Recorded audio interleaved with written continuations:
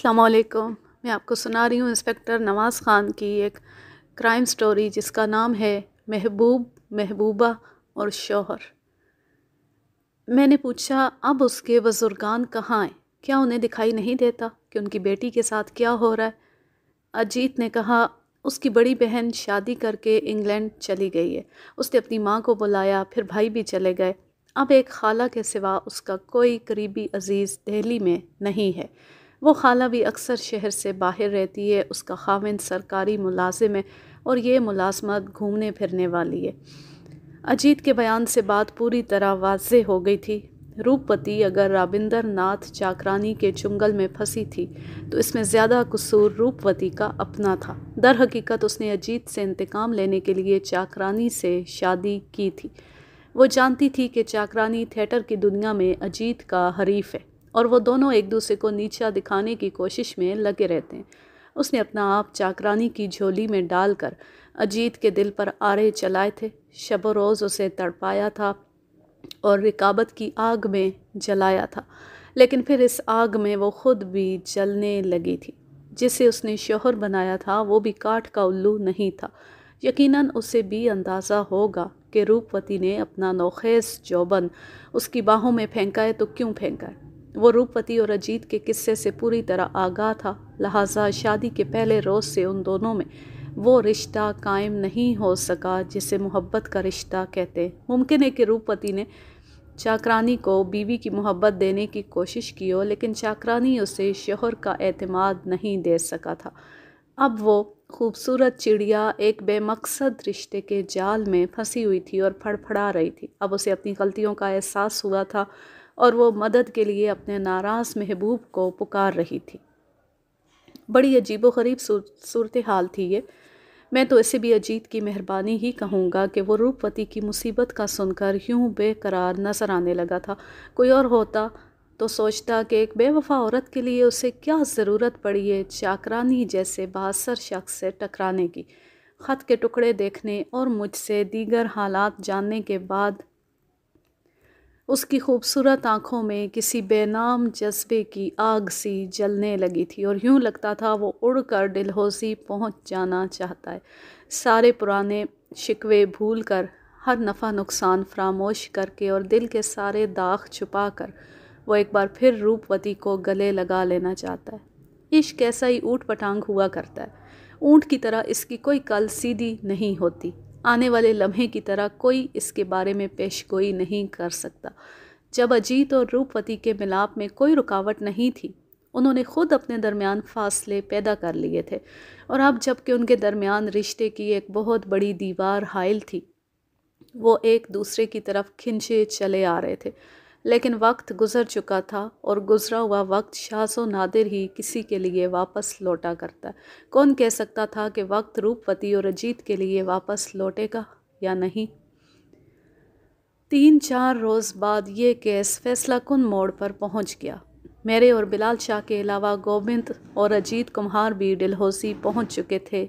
शाम से थोड़ी देर पहले मैं 2 हेड कांस्टेबलों के साथ गोरा पहाड़ की तरफ रवाना हुआ। जीप के ज़रिए एक तवील चक्कर काट कर जाना पड़ता था, लिहाजा 1 घंटे बाद जब हम गोरा पहाड़ के दामन में पहुँचे तो चारों तरफ तारीकी फैल चुकी थी। बुलंदी पर वाक़े बंगलों में सिर्फ 14 नंबर के बंगले में रोशनी दिखाई दे रही थी। जीप से उतरकर हम बंगले के मेन गेट पर पहुँचे और चौकीदार के ज़रिए अपने आने की इत्तला अंदर भिजवाई। थोड़ी ही देर बाद चौकीदार वापस आ गया। वो हमारी आमद से कुछ परेशान हो गया था। उसने हमें सजे सजाए ड्राइंग रूम में बिठाया और ड्राई फ्रूट की तश्तरी सामने रख कर चला गया। राबिंदर नाथ चाकरानी करीबन 15 मिनट बाद आया।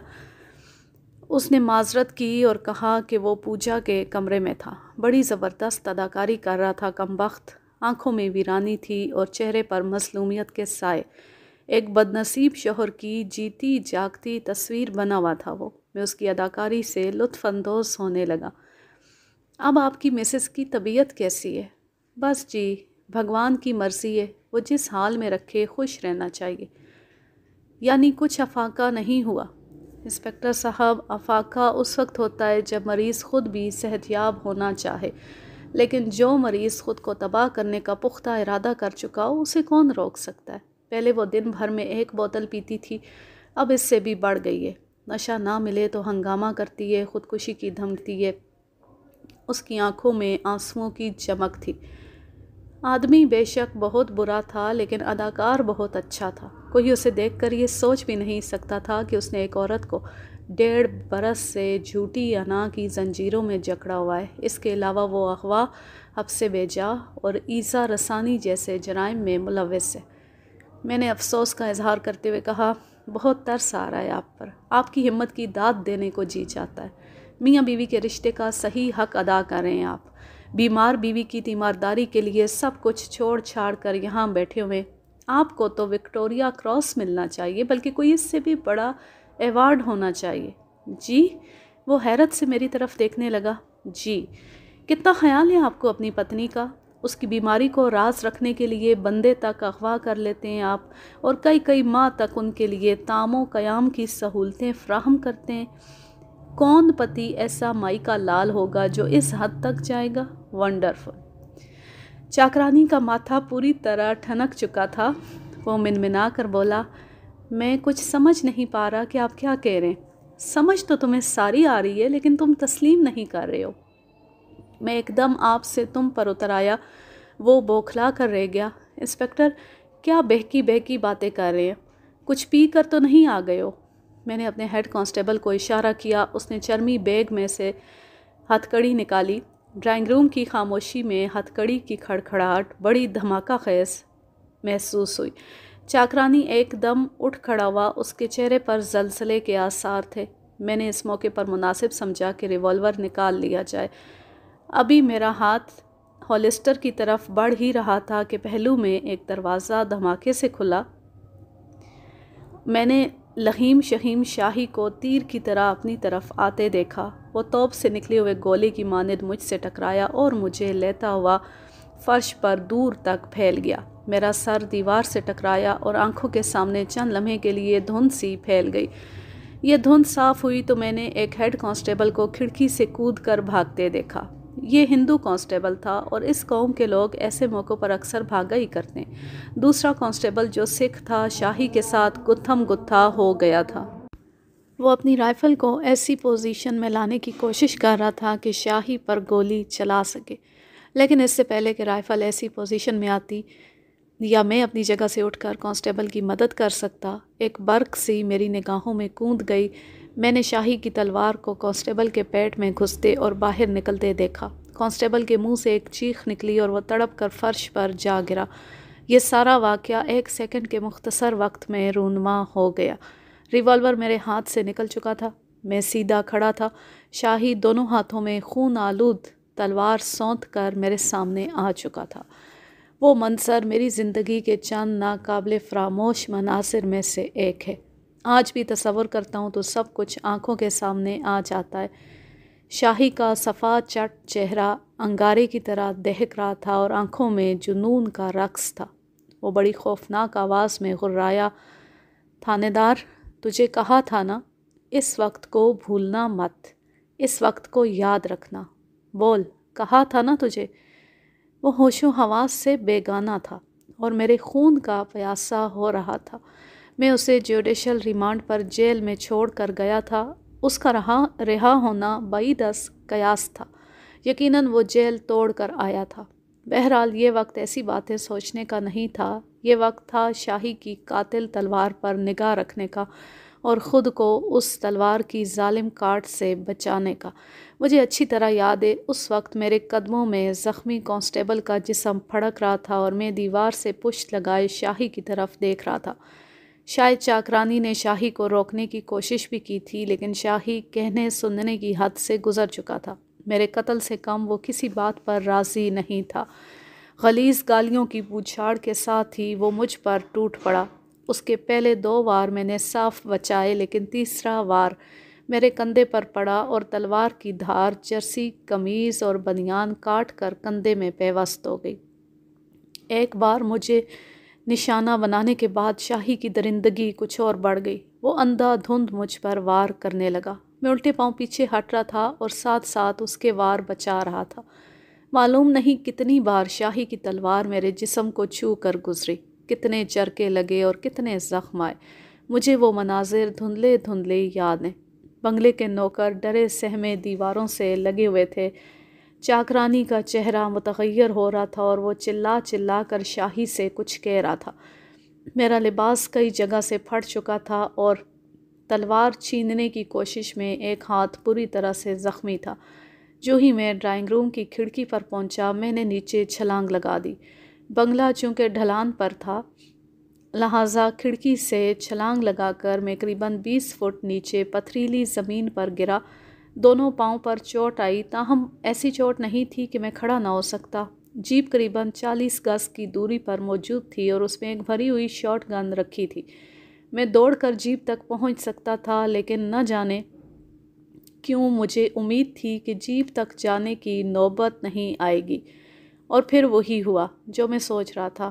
غضب میں پھنکارتے ہوئے شاہی نے اپنے ڈیل ڈول کی پرواہ کیے بغیر کھڑکی سے نیچے چھلانگ لگا دی۔ وہ ترچھا ہو کر زمین پر گرا۔ جلدی سے اٹھنے کی کوشش کی تو لڑکھڑا کر پھر گر گیا۔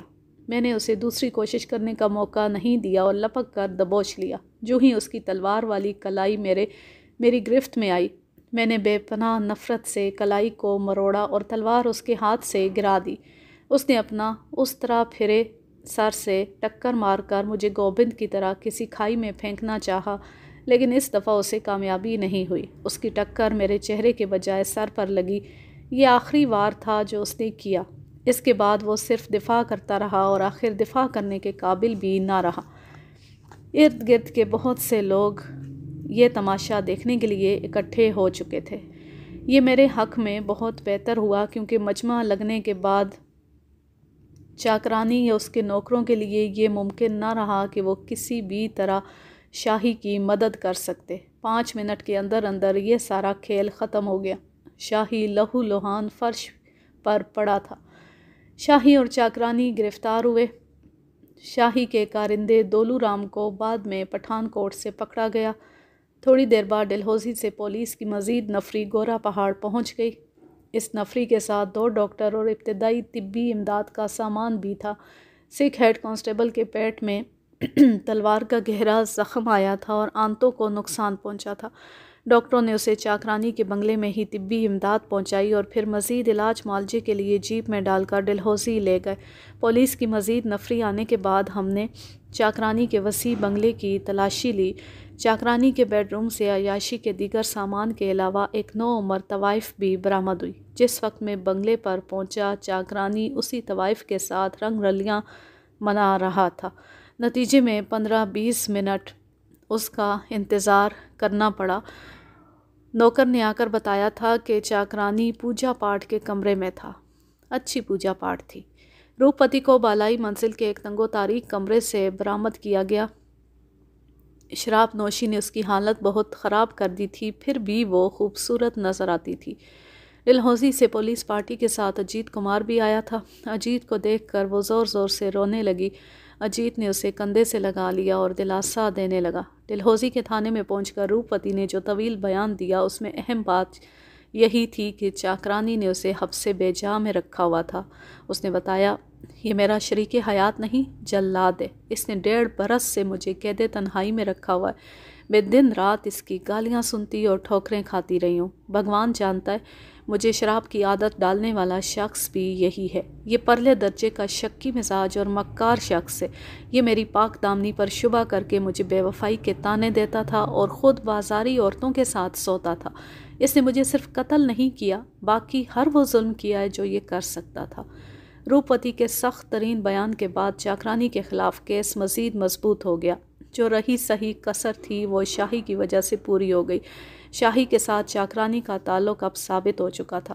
اس تعلق کی مختصر کہانی یہ ہے کہ کھائی سے گوبند کے غائب ہو جانے کے بعد شاہی ہاتھ پر ہاتھ دھر کے نہیں بیٹھ گیا تھا، وہ مسلسل اس کی تلاش میں رہا تھا۔ آخر اسے شک ہو گیا تھا کہ گوبند گورا پہاڑ پر اداکار چاکرانی کے بنگلے میں۔ وہ چاکرانی کے بنگلے تک جا پہنچا تھا۔ چند دن کے تعلق کے بعد ان دونوں میں انڈرسٹینڈنگ ہو گئی تھی۔ شاہی نہ صرف چاکرانی کا رازدار بن گیا تھا، بلکہ چاکرانی کی راتوں کو چمکانے کے لیے اس کے واسطے شہر سے بازار حسن کے تحفے بھی لاتا تھا۔ جب شاہی میرے ہاتھوں پکڑا گیا تو یہ کام اس کے کارندے دولو رام نے سنبھال لیا۔ ان لوگوں کی بدقسمتی اور روپوتی کی خوش قسمتی کہ دولو رام میری نگاہ میں آ گیا۔ میں اس کا پیچھا کر کے چاکرانی کے بنگلے تک جا پہنچا۔ شاہی کو گرفتار کرنے کی کوشش میں مجھے کافی زخم آئے تھے، لیکن خوش قسمتی سے کندھے کے علاوہ کوئی زخم سنگین نہیں تھا۔ 3-4 روز کی مرہم پٹی سے یہ زخم ٹھیک ہو گئے۔ اس کہانی کا اہم ترین کردار گوبند ہے۔ 9 مہینے کی پراسرار گمشدگی کے بعد جب وہ ڈلہوزی پہنچا اور اپنے اہل خانہ سے ملا تو ایک دیدنی منظر دیکھنے میں آیا۔ اس موقع پر اس کے کئی پرستار بھی جمع ہو چکے تھے۔ پرستار ہی ہوتا ہے۔ ان پرستاروں کو یہ بھی معلوم تھا کہ ان کے ہیرو نے سالانہ ریس میں اپنی فتح کا سودا کیا تھا، پھر بھی وہ اس کے استقبال کے لیے جمع ہو گئے تھے۔ اس موقع پر گوبند اپنے کیے پر بہت نادم نظر آ رہا تھا۔ بہرحال اس ندامت میں ایک نئی زندگی مل جانے کی خوشی بھی شامل تھی۔ زندگی جو انسان کو میسر ہو تو غلطیوں کی تلافی کے ہزارہا مواقع مل جاتے ہیں۔ گوبند کے لیے ایک اور خوش کن بات یہ تھی کہ وہ قتل کے الزام سے بچ گیا تھا۔ چاکرانی کے بنگلے سے فرار ہوتے وقت اس کے ہاتھوں جس چوکیدار کو گولی لگی تھی وہ مرا نہیں تھا، صرف زخمی ہوا تھا۔ یہ جسمانی ضرر کا کیس تھا اور حفاظت خود اختیاری کے ضمن میں آ کر زیادہ سنگین نہیں رہتا تھا۔ اس کیس کے بڑے مجرموں شاہی اور چاکرانی کو بالترتیب 12 اور 8 سال قید بامشقت کی سزا ہوئی، جبکہ دولو رام کو مختلف دفعات کے تحت 5 سال قید بھگتنا پڑی۔ ان واقعات کے قریباً 1 سال بعد اجیت کمار اور روپوتی شادی کے بندھن میں بندھ گئے۔ واقعی بہت خوب جوڑی تھی وہ۔ کچھ لوگوں کا خیال تھا کہ میاں بیوی تھیٹر کے لوگ ہیں، زیادہ دیر یہ ساتھ نبھا نہیں سکیں گے، لیکن اس جوڑے نے ان تمام دعووں کو غلط ثابت کر دیا۔ تقسیم ہندوستان کے بعد بھی مجھے ان دونوں کے بارے میں اطلاعات ملتی رہیں۔ گو ان کی نرینہ اولاد نہیں تھی، مگر وہ دہلی میں بڑی خوشگوار ازدواجی زندگی گزار رہے تھے۔ یوں یہ کہانی اپنے اختتام کو پہنچی۔ اب میں لیتی ہوں آپ سے اجازت۔ جہاں رہیں خوش رہیں، شاد و آباد رہیں، ہنستے مسکراتے رہیں۔ اللہ حافظ، اللہ نگہبان۔